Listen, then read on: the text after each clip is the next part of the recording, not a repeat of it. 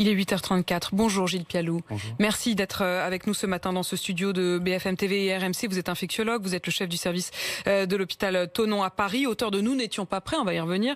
Mais d'abord la situation ce matin. Vous qui êtes aux avant-postes, si je puis dire, qu'est-ce que vous constatez ? On constate une brutalité, comme l'a dit Jean-François Delfraissy, c'est-à-dire que on avait les perspectives. Quand je dis les perspectives, c'est pas des modélisations, c'est juste ce qu'on observe sur le terrain, que début novembre, on serait en Île-de-France, pour ne citer que l'Île-de-France, à 100% de taux d'occupation de la réanimation par les patients Covid, ce qui pose d'énormes problèmes sur lesquels on reviendra. Et là, hier soir, on a reçu une note de l'Agence régionale de santé qui nous explique qu'on est déjà au niveau suivant, c'est-à-dire qu'il faut trouver 1775 lits de réanimation d'ici le 3 novembre, donc 3 novembre, c'est-à-dire demain. Et qu'il faut déprogrammer toutes les activités médicales et chirurgicales qui permettent de récupérer du personnel pour justement faire tourner ces lits de réanimation et aussi les 4700 et quelques lits de médecine comme ceux de mon service et d'autres services qui accueillent les malades qui ne sont pas dans des formes les plus sévères. Oui, c'est un coup de massue parce que même dans les prévisions les plus préoccupantes, on n'en était pas à cette accélération-là, et à cette brutalité. Je crois qu'il va falloir faire avec des semaines qui vont être plus que difficiles. On a l'impression que vous en avez presque le souffle coupé. Vous êtes sidéré par la rapidité à laquelle ça va, vous-même qui pourtant depuis longtemps alertez. C'est pire que ce que vous n'imaginiez. On est là où on ne souhaitait pas être. On est là où certains nous ont dit à longueur de certaines émissions qu'on ne serait jamais. Donc c'est même pas une question d'une deuxième vague. On est le nez face au mur de la réalité. C'est plus critique, plus précoce, plus fort et plus impactant sur la vie de l'hôpital que ça l'était. Il faut arrêter les comparaisons avec mars-avril. On n'est pas du tout dans la même situation, en tout cas au niveau sanitaire. Et voilà, alors, la seule chose, c'est qu'on ne voudrait pas que le toit de verre nous tombe sur la tête. Quand vous dites on n'est pas du tout dans la même situation, j'aimerais bien que vous développiez. Ouais. Ça veut dire quoi, on n'est pas du tout dans la même situation ? C'est pire, c'est mieux, on s'est mieux soigné, ou alors en fait on ne sait rien de plus. Où est-ce qu'on en est ? Alors, je vais venir sur votre dernier point, parce que dans ces moments-là, juste une dimension humaine, il faut toujours échanger avec d'autres. Moi, par exemple, j'échange avec la réanimatrice de chez nous, Muriel Fartouk, pour ne pas la citer. Et ce matin, je l'ai appelée sur le périphérique pour savoir, justement, parce que la dernière fois, la dernière fois qu'on en a discuté ensemble, c'était jeudi en cellule de crise, jeudi dernier donc, et on était un peu sur cet espoir qu'on voyait quand même les malades, ce qui est vrai d'ailleurs, sortir de réanimation, moins intubés, moins de mortalité. Et on s'est dit, ça va nous faire une aération. Et en fait, cette aération existe, et tant mieux pour les familles qui ont des malades qui sortent, et tant mieux pour les patients. Mais cette aération, elle est noyée dans le flot d'arrivée des malades par la circulation du virus qu'on a perdu. Et je crois qu'on n'arrête pas de répéter les mêmes choses, mais il y a quelque chose qu'on n'a pas compris. Il y a quelque chose qu'on n'a pas compris de cette épidémie et qu'il va falloir comprendre. Je ne suis pas sûr que ce soit que le travail des commissions d'enquête, mais il va falloir comprendre comment on en est arrivé là. Quand vous dites on ne sait pas où on en est arrivé, est-ce que vous parlez de la dangerosité du virus, c'est-à-dire vraiment de l'aspect uniquement médical, ou est-ce que vous parlez de notre difficulté globale, des infrastructures, des soignants, tout simplement des structures même de la France à y faire face ? D'abord, vous avez compris que, et vous me l'avez demandé, j'ai pas répondu, la difficulté actuelle, elle est précisément dans le fait qu'on a une dimension nationale de l'épidémie. C'est le paradoxe, alors qu'on était plutôt dans une épidémie concentrée en France à la première vague, avec le Haut-Rhin, les Hauts-de-France, l'Île-de-France. Là, on est vraiment de Roubaix à Rodez, pour faire simple. Il y a une circulation qu'on a complètement perdue, ça c'est le deuxième point, on a perdu le fil de la circulation du virus. C'est-à-dire que là, maintenant, on n'oserait même pas vous montrer les cartes du mois d'avril avec voilà où est le virus, parce que le virus, il est partout et on ne maîtrise pas sa circulation. Et probablement qu'on a perdu le fil dès le mois d'août. Donc c'est pas quelque chose qui... On a perdu, vous dites on a perdu. On a perdu, je vais reprendre l'expression qu'Emmanuel Macron lui-même utilisait, il disait c'est la guerre. Est-ce qu'on a perdu la guerre ? Non, heureusement qu'on n'a pas perdu la guerre, parce que sinon ça serait catastrophique compte tenu de ce qui nous attend dans les semaines qui viennent. Bien sûr qu'on va être au combat, mais on a perdu le fil. C'est-à-dire que, c'est ce que je disais à une journaliste de presse écrite hier, je ne sais pas si elle a gardé le titre, on est comme des lapins dans les feux des phares de voiture. Vous voyez ce que je veux dire ? On court devant cette épidémie, alors que on court derrière pendant cette épidémie, alors que précisément on devrait avoir un ou deux. Elle est sous contrôle aujourd'hui. Elle est hors de contrôle. La circulation du virus est hors de contrôle. C'est hors de contrôle. Ce qu'on essaye de faire, c'est de prendre en charge le mieux possible les gens, et la dimension différente, au-delà du fait que c'est national, ça vous a pas échappé, ça a été traité dans les sujets précédents, c'est au niveau européen. Donc je sais que vous avez montré quelques transferts de Saint-Étienne, etc., mais ça sera marginal, parce que la France entière sera. Parce que là, pour le coup, il occupée. n'y a plus d'endroits où on pourra les accueillir. Il n'y a plus d'endroits au niveau national. Il n'y avait déjà pas d'Europe de la santé la première vague, et là l'Europe est très mobilisée, et on a un système de santé qui est celui de l'automne. Et ça, c'était prévisible. C'est-à-dire qu'il y a les autres pathologies, les autres malades. C'est ça que je voudrais aussi. Je finis juste, Apolline. Ouais. Plus quelque chose qui est important, les malades qui ont été déjà déprogrammés pendant la première vague et qu'on va être peut-être obligé de redéprogrammer. Et ça, c'est très compliqué. C'est très compliqué dans le cancer, c'est très compliqué dans le sida, c'est très compliqué dans les maladies cardiovasculaires, dans le neurologique. Il va falloir être très prudent pour pouvoir offrir une offre de soins à la fois aux malades Covid et à la fois aux non-Covid, et c'est ça la complexité qui nous attend, et là c'est une tâche difficile. Gilles Pialou, vous le disiez, la première fois, de toute façon, elle nous est tombée dessus à tous, le monde entier.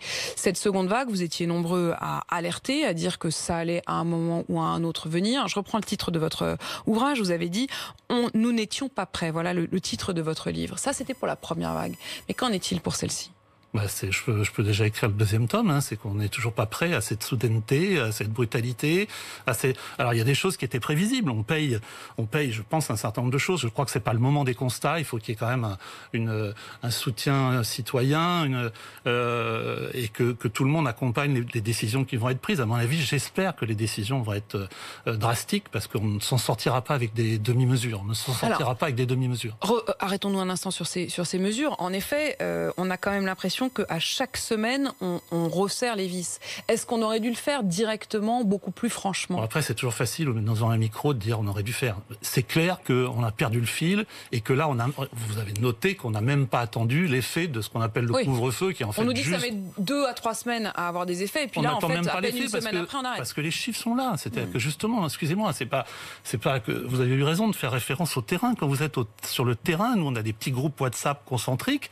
D'abord notre hôpital, puis le groupe hospitalier, puis l'Île-de-France, puis le national. Donc on échange en permanence, et on sait exactement comment circule le virus, comment c'est impacté, comment hier, par exemple, il n'y avait pas de place de réanimation dans le 9-3, dans le 93, ni dans le 95, qu'il y a déjà des déprogrammations, alors que le plan de déprogrammation était prévu pour le mois de novembre, qui ont déjà commencé dans la région lyonnaise.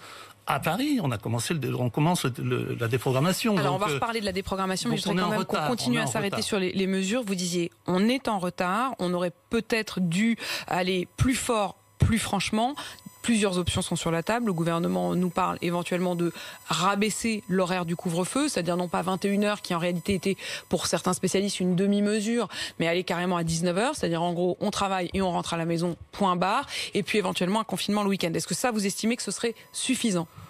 Moi, je pense que ça ne sera pas suffisant. Voilà, c'est mon opinion. C'est mon opinion. Je pense qu'il faut, je le dis, je pense qu'il faut reconfiner clairement le pays, reposer. Je suis désolé, mais il faut laisser de côté l'économie. C'est inadmissible. Les gens vont s'énerver à entendre ça, mais l'économie, c'est rattrapable. La réanimation loupée, c'est pas rattrapable. Vous voyez ce que je veux dire ? Donc on est dans deux dimensions différentes. Il faut arrêter d'opposer la santé à l'économique. Les deux sont interconnectés aussi, dans le sens que la santé pèse sur l'économie. Si vous avez un certain nombre de gens, les pertes de chance des maladies chroniques, parce qu'ils ne vont pas être pris en charge dans des bonnes conditions. Et je pense qu'il faut en appeler aussi à la responsabilité citoyenne. C'est un élément important. Il faut qu'il y ait une cohésion sociale. Il faut arrêter les débats contradictoires. Il faut que tout le monde pousse un peu dans le même sens. On est dans une situation qu'on n'a jamais rencontrée. On est dans une situation qu'on n'a jamais rencontrée. Il faut comprendre ça. On a 8 mois de recul, ce qui est rien pour une pandémie, rien. Et la deuxième chose aussi qui est importante aussi, c'est que Je suis un peu énervé parce que tout me remonte de ce qu'on a entendu. Il n'y aurait pas de deuxième vague. Vous en voulez, on a l'impression quand même que vous en voulez aux médecins qui ont minimisé. Je suis comme Axel Kahn. Je pense qu'il y a une responsabilité. On verra après la crise.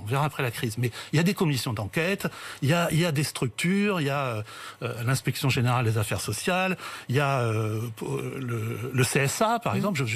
Les gens doivent s'intéresser à ce qui s'est passé. C'est peut-être pas le moment là parce qu'on est en plein dans la crise, mais il y a eu une responsabilité individuelle des gens qui n'ont pas arrêté de marteler qu'il n'y avait pas de reprise du virus, qu'il n'y avait pas de circulation, et pire encore que certaines mesures barrières n'avaient pas leur efficacité scientifique. On a marché sur la tête.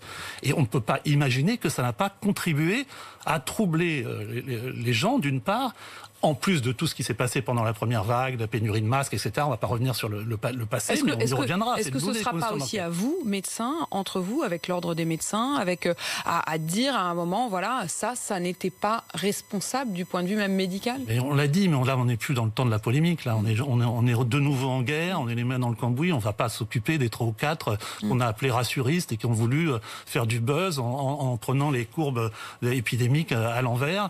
Je suis désolé, c'est pas le moment là. Maintenant, il faut retrousser les manches. On est effectivement en situation de guerre et il faut appeler surtout, je pense, à une adhésion des citoyens à ce qui se passe actuellement. Il y a une question qui demeure sur cette idée de confinement. On l'a bien compris, pour vous, il est plus temps de lésiner, il faut y aller. Est-ce qu'il faut également fermer les écoles? Certains de nos pays voisins ont décidé de confiner, mais ils estiment que les enfants en réalité ne sont pas suffisamment porteurs du virus pour représenter une véritable menace et que donc on peut garder au minimum les maternelles, les écoles et peut-être même les collèges ouverts. Est-ce que c'est également dans la connaissance du virus, votre opinion?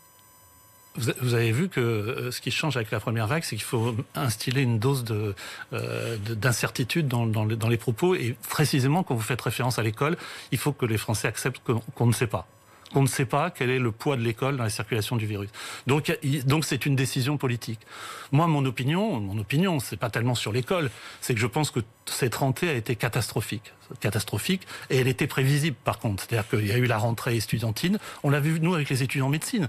Les étudiants en médecine les plus petits, ils sont rentrés des vacances scolaires parce qu'ils sont sur le rythme scolaire.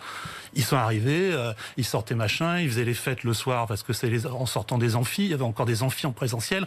Moi, mon opinion, c'est qu'il faut arrêter le présentiel à la rentrée de Toussaint, mais c'est mon opinion. Pour tous. Vous parlez là des étudiants, alors, mais y compris en maternelle, y compris à l'école. Alors voilà, la discussion, c'est on verra où le cours s'arrête, mais je pense qu'on peut s'arrêter au tout petit. Vous dites, c'était quand même prévisible. Pardon, je m'arrête aussi là-dessus. C'est une responsabilité quand même énorme de se dire que oui, alors qu'on savait faire, les facs ont continué à accueillir des amphis pleins. J'accuse personne. Entendez-moi bien. Ce que je dis, c'est que voilà. On dit souvent que la politique, c'est aussi prévenir. Hein. Il n'y a pas que la santé qui fait de la prévention et que c'était quand même assez facile de prévoir qu'à la rentrée, il y aurait un brassage dans le milieu du travail, dans le milieu estudiantin, qu'il y aurait du brassage familial aussi parce que ça se regroupe et qu'en plus, il ferait froid en octobre. Je pense qu'on n'a pas besoin ni de faire des études de médecine, ni de sortir de l'ENA pour avoir cette prévision-là. Vous voyez ce que je veux dire? Parce que c'est vrai que le froid a eu un impact, mais enfin, le froid était assez prévisible. Mais pourtant, il y avait à la fois des médecins et des énarques pour réfléchir, mais même en ayant fait ça, visiblement, ils n'y ont pas vu. Mais Gilles Pialou, parce que le sujet est quand même plus je comprends bien et on est tous sous cette énorme pression. Une question aussi sur les personnes les plus à risque. Certains médecins disent, au fond, tout cela, c'est aussi pour protéger ceux qui en souffrent le plus, voire même ceux qui en meurent, c'est-à-dire les plus de 65 ans ou les personnes qui ont des facteurs de comorbidité. Est-ce que cette question de protéger ceux-là en les isolant du reste de la population, est-ce que ce scénario-là pourrait avoir une efficacité ? Oui, bien sûr. Alors après, on va nous dire, ah oui, mais c'est une atteinte aux libertés. Enfin, là, de toute façon, c'est une atteinte aux libertés de tout le monde, non ? Enfin bon, j'ai relu l'article 4 de la Déclaration des droits de l'homme de 1789. Hein, la liberté consiste à pouvoir faire tout ce qui ne nuit pas à autrui. Donc, il y a une dimension altruiste de la liberté qui est aussi une discussion là-dessus. Et je pense que les Français vont comprendre qu'ils protègent à la fois les autres de la transmission du Covid, mais ils protègent aussi tous les autres qui ont accès aux soins. Et je pense que quand les gens auront adhéré à cette idée-là, que c'est pas seulement une histoire entre Covid, mais c'est une histoire tout simplement des citoyens dans leur globalité, de tous ceux qui ont recours aux soins. Donc, à répondre à votre question, oui, il y a probablement... Moi, je pense qu'il faut une mesure drastique et qui s'appellera confinement. Donc la dimension, c'est pas à moi de la formuler. Mais par exemple, il y a un paradoxe de l'histoire qui est que probablement on aurait dû faire un confinement régional pendant la première vague, car c'était une épidémie concentrée, et que là, je l'ai fait moi-même, parler de confinement régional avec les données qui circulent actuellement, ça n'a pas de sens. On a bien compris que du point de vue géographique, vous le dites, il est partout désormais le virus, et on a perdu la guerre de la circulation. Mais je reviens quand même d'un mot sur cette... On n'a pas perdu la guerre, on a perdu le fil. Le fil de la situation, cette bataille-là, au minimum. Mais Gilles Pialou, sur cette question des personnes les plus à risque, s'il n'y avait pas les questions de constitution, s'il n'y avait pas cette question de la légalité ou non, est-ce que du point de vue médical, le plus efficace ne serait pas en effet d'isoler et de protéger les personnes les plus âgées, en gros de séparer ceux chez qui le virus circule mais sans faire de dégâts, je dirais, et les personnes qui sont les plus fragiles? Si, bien sûr, mais il ne faut pas que ça soit uniquement présenté. Il va falloir il va falloir que ça soit très pédagogique. Parce que le coercitif, si vous ne l'expliquez pas, si vous ne l'accompagnez pas d'une politique de santé, parce qu'on attend des mesures qui vont être difficiles, mais il faut que ces mesures soient accompagnées de plans sanitaires. On n'a pas de politique de dépistage claire en France. Excusez-moi, on n'est pas tous à la même enseigne. Les Allemands ont une politique de dépistage beaucoup plus claire, les Asiatiques aussi. L'Espagne est quand même beaucoup plus claire. Ça aussi, c'est un raté? C'est pas que c'est un raté, c'est que c'est à faire. Voilà, on a quand même suffisamment de structures. C'est encore à faire. Et par exemple l'isolement. Je sais que c'est dans le trépied, le président de la République l'a rappelé. Tester, tracer, isoler. Ouais, voilà. Moi, je ne me mets pas dans ce sens-là, mais je pense qu'il faut d'abord isoler, parce qu'il faut isoler le temps qu'on a le dépistage. Donc, il faut commencer par isoler.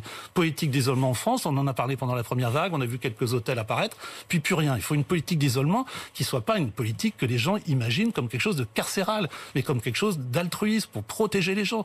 Et vous vous dites qu'il y a des inégalités de santé, mais vous savez très bien, il y a une étude très belle qui a été faite notamment par l'INSERM, qui s'appelle EPICOV, qui montre très bien que c'est aussi clivant sur le plan social cette maladie. Ce n'est pas toutes les tranches sociales qui vont être contaminées. C'est la double peine. Vous parliez tout à l'heure du 93, par exemple, qui est un des départements qui a le plus payé de cette première et de cette deuxième vague. Bien sûr, parce que c'est les métiers qui vont continuer pendant le confinement. On l'a bien vu pendant la première vague. C'est les métiers de sécurité, les métiers de soins, les métiers dans les EHPAD, etc. Tous ces gens qui vont continuer à travailler s'il y a le confinement sont aussi ceux qui, pour certains, sont dans les conditions les plus précaires où l'isolement est compliqué, parce que quand vous êtes à 5 dans 60 mètres carrés, c'est difficile d'isoler celui qui est en attente de son test PCR. Gilles Pialou, vous parliez tout à l'heure de la question de la déprogrammation, de cette note notamment que vous avez reçue de l'Agence régionale de santé hier soir, qui vous demande de réquisitionner ou de trouver davantage de lits. Réquisitionner, on aimerait bien, il n'y a pas de réserve sanitaire. Est-ce qu'au moment... Vous le regrettez ? Moi, ce que je regrette, c'est que ça aussi, c'est le boulot des commissions d'enquête, c'est que le système dans lequel l'hôpital public va se débattre dans les mois à venir, il date pas des dernières élections. Vous voyez ce que je veux dire ? Ça fait 15 ans qu'on ferme des lits. Je vais pas faire de la politique ou vous faire Montpeloux, mais ça fait 75 000 lits qu'on a fermés, je crois, voire plus. Donc il y a eu des politiques successives qui ont fermé des lits. Et vous pensez bien que ça a une responsabilité dans l'état dans lequel on se trouve actuellement, parce qu'on n'avait pas les moyens, on n'avait pas ça de marge de manœuvre pour avoir une pathologie émergente qui mette à mal cette économie-là. Donc ça, effectivement, c'est un regret sérieux que vous avez. Dans l'urgence maintenant d'aujourd'hui, est-ce que vous dites à ceux qui nous écoutent, si vous n'avez pas de pathologie grave, restez chez vous, n'encombrez pas les hôpitaux, ou est-ce que vous allez continuer à pouvoir traiter tous ceux qui ont besoin d'être traités hors Covid ? Il faut effectivement dire aux Français qui ont besoin de soins qu'il y a aussi la médecine de ville qu'on oublie beaucoup, et que là aussi on aimerait avoir une petite impulsion pour les aider, parce qu'ils sont demandeurs aussi d'une aide qui est née aussi de l'échec de la place de la médecine de ville dans la première vague. D'autre part, il faut dire aux patients et aux citoyens qui nous regardent que c'est pas à eux de déprogrammer. Déprogrammer, c'est une décision médicale. On a classé les pathologies centre par centre qui sont prioritaires. Évidemment qu'on ne va pas déprogrammer de la cancérologie, de la chirurgie urgente, etc., de la pédiatrie, etc., et que tout est en train de s'organiser, parce qu'aussi, il faut le dire, tout est organisé sous la pression, certes, tout est organisé pour qu'on puisse maintenir les soins qui sont le plus urgents. Et c'est pas au patient à lui-même de dire je déprogramme, surtout qu'on n'a pas de date. Vous voyez ce que je veux dire? Ça a bien été expliqué. On ne sait pas combien de temps ça va durer. Le président de la République a dit plutôt peut-être jusqu'à l'été. C'est une notion, mais c'est peut-être encore plus après l'été. Donc n'attendons pas. Si on a besoin de soins, il faut malgré tout. Voilà. La déprogrammation, c'est une décision médicale faite avec son médecin traitant, avec le service hospitalier qui vous suit, avec l'équipe. C'est pas quelque chose que. Je le dis parce que c'est ce qu'on voit sur le terrain. On voit que les gens annulent d'eux-mêmes.